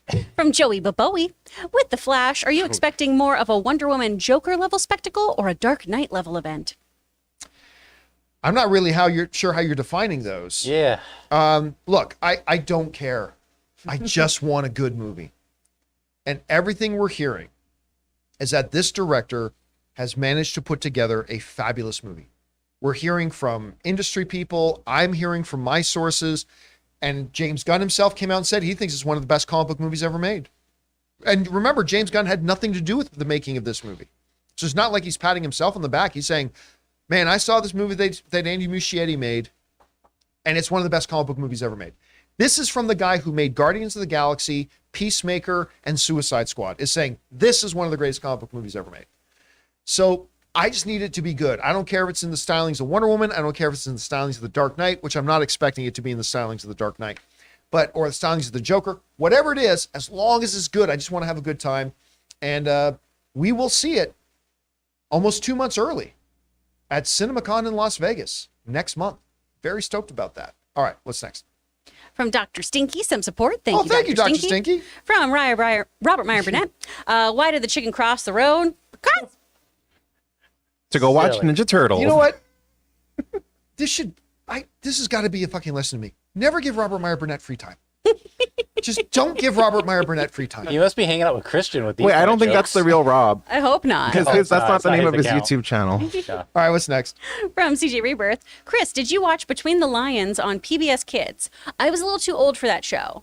That was a show with 4 lion puppets, and they would do reading and stuff like that. Because that came out in 99, 2000. So I was a little old for it, but I'm aware of it. All right, what's next? Devin Lita, if Hulu shares are sold to Comcast, what will happen to the 20th Century films and shows? Hulu does not have its own. I believe Hulu does not have its own individual shares. It's a property that is owned by Disney. So bring up the question again, just for a second here. What happens to the 20th Century film? That's a very good question. I'm not sure. My guess is that even under Disney's ownership, Fox shows, 20th Century shows, I should say, not Fox shows, 20th Century shows, they still have to have a license agreement to be on Hulu. And that license will run out at some point. And so what my guess is, and I'm just guessing here based on how usually these types of contracts work out, my guess is that, let's say, Sons of Anarchy. If they sell the rest of Hulu to Comcast, that shows like Sons of Anarchy will stay on Hulu for as long as that license. Maybe the license runs out in 2025, maybe it runs out in 2027, whatever. And then as those licenses lapse, then those shows will slowly start to make their way back over to Disney Plus, which, if they sold Hulu, will probably make them in the North American market do what they do internationally, which is to create a more adult section of Disney Plus. You know, you go to Disney Plus, and they got their Star Wars section, their Marvel section, their Pixar section, their National Geographic section. What they'll probably then do is have a separate section where more adult stuff like Sons of Anarchy and other things can go. That is my guess at this point. We'll see how it turns out. All right, what's next? From My Comic Planet, boy, Chris Rock went all in on Will Smith. What do you think about his new live show? Again, haven't seen it yet, so I can't comment on it, unfortunately. Looking forward to it, though, because he was, when I saw him and Dave Chappelle live a couple months ago, it was so funny. It was so very good. All right, what's next? From Acacio G, with the Starz rebrand to MGM, could Disney bring Star to the U.S. and keep FX and others? There's a lot of different, but Star is already, listen, sorry. Let me bring up the question again, just because I want to get the wording, because Star is different than Stars, which are two different things. So I was getting that clear. With Starz rebrand to MGM, could Disney bring Star? I don't see how Starz rebranding MGM has anything to do with Disney Plus or Star. I don't think Star and Starz are at all remotely connected. I might be incorrect about that, but I think those are two completely different things. Much like AMC movie theaters is a completely different thing than AMC, the television network. They're not connected in any way. I don't think there's any connection there. I could be wrong about that, but I don't think there's any connection. All right, what's next? From Latino Boy, hey, John and crew, do you think Ellie is now showing more of her violent side because of all those bites from the cordyceps? Does this mean that her bite is infected in a certain way? I don't think so. No. And again, we're not going to go into any details about last night's episode, but I think you're seeing somebody who's been forged by the upbringing she's had. I think you are seeing that part of her. Listen, there's a part of her in the flashback scene when she's talking to the Fedra commander. Everybody's already recognized there's a side of her that is very unique and special, but also dangerous. And so I don't think it has anything to do with the cordyceps bite or anything like that. I think it's just who she is. All right, what's next? From Darciano, I think the only way they bring back Hulk in a big way and unnerf him is if they were to do a World War Hulk storyline or Maestro. But I don't know. What do you think? No, anything like that would have to be done long before you even try to do a World War Hulk. Like, you don't unnerf him by suddenly jumping into World War Hulk. You can't even begin to do World War Hulk until after you have significantly de-nerfed him. Remember, the whole premise of World War Hulk is, first of all, based on Planet Hulk, right? Planet Hulk came first. And you don't have to do Planet Hulk to do World War Hulk. All right? I know there are going to be some people saying, you can't possibly do World War Hulk without doing Planet Hulk. Yes, you can. You can. But the premise of Planet Hulk has to exist before you try to do a World War Hulk. And the base premise is that Hulk is so dangerous, so unbelievably dangerous to the entire planet, that the Illuminati, made up of the heroes Professor X, Doctor Strange, Reed Richards, Mr. Fantastic, Namor, Black Panther, and I think that was the 5 of them, right? Was there a 6th? I think that's all of them. I think it was Professor X, Black Panther, Namor, Doctor Strange, and Reed Richards. I might be forgetting one. But they just decided that the Hulk was so unbelievably dangerous to the world that Hulk had to be removed from the equation. Now, in Planet Hulk, that meant shooting him off into space, and then they've already done in the MCU, in Thor Ragnarok, the whole, world where he becomes the gladiator and all that kind of stuff. They've already kind of done that. So they have to come up with something else. But that the Illuminati decides Hulk is too dangerous for the planet. He's got to be taken out of the equation somehow. Not killing him, but they got to do something. And whatever that something is, makes Hulk so angry. Now, in Planet Hulk and into World War Hulk, ultimately his wife and his son die. So now that they've introduced his son in She-Hulk, maybe they come up with something that the Illuminati, in deciding they need to take Hulk out of the equation, his son ends up getting killed. But again, you need to de-nerf him before you get to that. And then, oh my God, listen, a World War Hulk storyline is not a movie. It's a phase. A World War Hulk, and not literally a full phase, but I mean, it is a Infinity Stone saga. It's a multiverse saga. It's more than a one movie thing to do World War Hulk. And I would be there for it. Every single effing one I would be there for. But you got to de-nerf him first. There's work to be done first if you're going to try to do that. Because right now, nobody is scared of Hulk. And nobody cares about Hulk. You got to de-nerf him. All right, what's next? From My Comic Planet, Jeff Loveness has been doing all these interviews about the MCU. Even talks about how depressed he got from the bad reviews. I don't know if this is a good look for him doing all this. What do you guys think? There's a part of it that I find refreshingly open. Like, don't get me wrong. I don't think people involved in a film should be getting out and talking crap about your own movie that you've been involved with, because that hurts other people in the studio and all that kind of stuff. But for him to share honest person, because listen, the canned response is, I don't read the reviews. And anybody who says that is lying. Yes, they do. And it was kind of refreshing to say, you know what, it kind of broke my heart reading the reviews for it. Because of course it broke his heart to read that. He's a human being, right? I get it. But again, there's a fine line between talking about your own legitimate emotional responses to the response to the movie and actually talking crap about it. So I actually don't mind that he said it. I actually, to me, it shows that he's actually taking the criticism to heart. So I kind of like the response, to be honest. All right, what's next? From Bess, aka Mr. No Days Off, I wouldn't mind seeing a father-son story with Hulk and Scar going against either Maestro or the UFOs. Bring on the filthy. I have no interest in freaking Beatles haircut Hulk son and this iteration of the Hulk. And I love Mark Ruffalo, and I loved the parts about She-Hulk that I liked involved this Hulk character, but I have no interest in this iteration of Hulk in a standalone movie. I just don't. You got to get him back to his actual. Yeah, I have no interest in this movie. What the fuck is he wearing? Like, no, I am not. Hi, everybody. Space, I'm at a family He's from barbecue. Space. I don't Dress care. different. I don't care about family barbecue Hulk. I want Hulk smash Hulk, Barbecue's not family pretty good, barbecue Hulk. See, that is interesting. Look at that.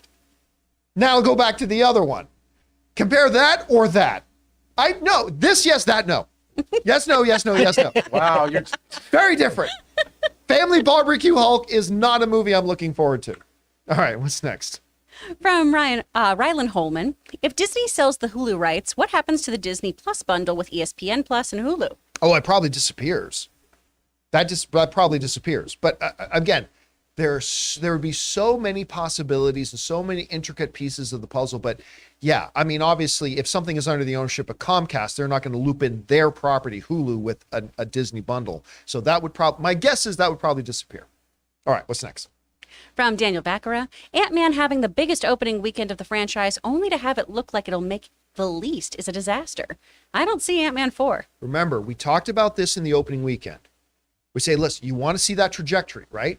So Ant-Man 1 came out, then Ant-Man 2 came out, it was bigger than Ant-Man 1's opening. Ant-Man 3 came out, and its opening was bigger than Ant-Man 2. But we said at the time, the second weekend drop-off is going to be telling us a lot more. It's great that you open strong, because I mean, people are interested. But what happens in the second weekend? That movie drops 70% in its second weekend. That means people are not going back to seeing it multiple times. Obviously, some people are, but not en masse. And they're not bringing new people to go see it. People were not running out going, oh my God, you got to come with me. I'm going to go. Ant-Man was so good. You got to come with me next time I go see it. Like we say for a lot of movies, right? MCU movies, whatever. And yeah, look, there's no spin. There is no spin to be had here. This, I'm not going to say it was a disaster, because any movie that makes $500 million, and I don't even know if it's going to get to $500 million, but if it does, you can't call a movie that makes that much money a disaster, but it's not a good look. This is a loss. This is a loss. And it's going to have to make Marvel do some real soul searching about the direction that they're going in, what they're actually doing right now. And Again, I wouldn't even make a big deal out of it if it wasn't for the fact that we just came off of phase 4, which was the weakest of the 4 phases. Phase 4 had some amazing, fantastic stuff in it. It absolutely did. But it also had some of the weaker stuff that we've ever seen in the MCU. So I'm hoping this Ant-Man thing is going to be a big wake-up call for the people at Marvel. All right, what's next? From Jamie Rell, Discovery gets canceled. Rob, heaven, I'm in heaven. Yep. You know, again, this is the thing. Discovery, after being already a huge success for them, runs 5 seasons, which in the streaming era is a pretty good result. Discovery won. Discovery won. It's just it. Plain and simple. It won. And it spurred a whole new franchise of Star Trek stuff that's out there on Paramount Plus. Listen, it is not my favorite thing that Star Trek has done, but I enjoyed a lot of Discovery, and it went 5 seasons. 5 seasons. Longer than the original Star Trek series did. So, I mean, hey, if you just count pure number of episodes, because the original Star Trek series came out back in the proper era when television shows had a proper number of shows per season, like 20 plus. I think the original series still had more episodes, but 5 seasons. It was a big win. Good for them. All right, what's next? From Raymond Verrata, Oscars are this Sunday. Does Ke Huy Quan have one more speech to make us cry? Everything Everywhere All at Once also dominated the Spirit Awards. Listen, if you're talking in terms of momentum, Everything Everywhere All at Once has all the momentum right now. All of it. I just can't, like, was there a significant award ceremony where Ke Huy Quan did not get Best Supporting Actor? I don't believe so. He got the, no, he's won all of them. I just don't see how he doesn't win this. I mean, once he got it at the SAG Awards, that to me was it. That was a lock. So, yeah, we're going to get one more speech from Ke Huy Quan. All right, what's next? From Kyle Schneider, did you see the TMNT trailer? Does it interest you? John, thoughts? Awful. Oh, no. Awful. Hope I love it, though. I love it. All right, what's next? From Bry Guy, over under 42%, the top box office film of 2023 will also not be a comic book movie. 100%. It's going to be, I mean, until I see it and find out that it's not very good and that it'll fall in the box office, until that happens, it's going to be Mario Brothers. I actually think Mario Brothers is going to be the #1 box office movie of the year. Damn. Now, again, I fully reserve the right to change that once I see it, because once I see it, if it's not very good, then that takes that off the table. But right now, when I'm in a movie theater and that trailer comes out, right now, for the last couple of weeks, no trailer that plays gets a bigger pop from the audience, that at least the audiences that I've been in, than that Super Mario trailer. It gets people super excited. And then when I went to Super Mario World at Universal, and I see people walking in, including my own wife, but more than just my own wife. And I see people walking into Super Mario World and start crying. They're crying. I mean, I just right now think Super Mario will be the #1 film of the year, box office wise. But again, we'll see once we actually see it. If it's garbage, it won't be. But right now, I think it's the odds on favor. So well over 42% that's not going to be a comic book movie because it's going to be Mario Brothers. All right, what's next? From Daniel Vaccara, Marc Guggenheim at least still gets to write, which includes comics. It's worse for an actor who can't get work after a show ends. Michael Rosenbaum wants a meeting to play Lex, but understands the game. I don't know why Michael Rosenbaum didn't, like, who cares? Like, Lex that's in the past. That's done. He's a good actor. Mm-hmm. By the way, he's a great podcast host too. Wonderful podcast host, excellent voice actor. Yeah. He's wonderful every time he's the Flash. Oh my gosh. He just did, I'm sure Rob saw this. He just did a great interview with, who plays Riker again? Jonathan Frakes. Yeah. Jonathan Frakes. He just had Jonathan Frakes on. And he is a terrific podcast host, a great interviewer, but he's a really solid actor. I don't know why he's not getting more roles. Forget Lex. I mean, playing other things. I would watch Michael Rosenbaum in something. Absolutely. I think he's quite talented. Is that Inside of You? Yeah, Inside of You. Mm-hmm. Yep. Okay. I watched that. I don't know how it just didn't dawn on me that's the same actor as Lex Luthor. Yeah, I never knew that. And I love the podcast. He's so nice. Yeah. It's just like, he's very, very good. All right, what's next? From Safwa Numan. I'm so sorry if I butchered your name there. If I did, I absolutely did. I think the X-Men will be different from the Avengers simply because of politics and perception in the media. Same thing, different perceptions. I have no idea what you're referring to. I mean, X-Men is going to be different from Avengers because it's a very different team. It's a very different set of characters. I'm wondering if they're meaning the reception of them, like how the world is very accepting of the Avengers and has cons and lunchboxes. The Avengers is like government, you know what I mean? And yeah, these guys are going to be like a rogue. So are you talking, bring up the question again. If you're talking about they're going to be different from perceptions in the movie world. I thought you meant like in our world as general. Okay, yes. I mean, but that's the fundamental difference, right? The whole thing about the Avengers has always been, why do you fight to defend a world that hates you? Right? That's always been the big thing about the Avengers or about the X-Men. The world hates them because they're mutants.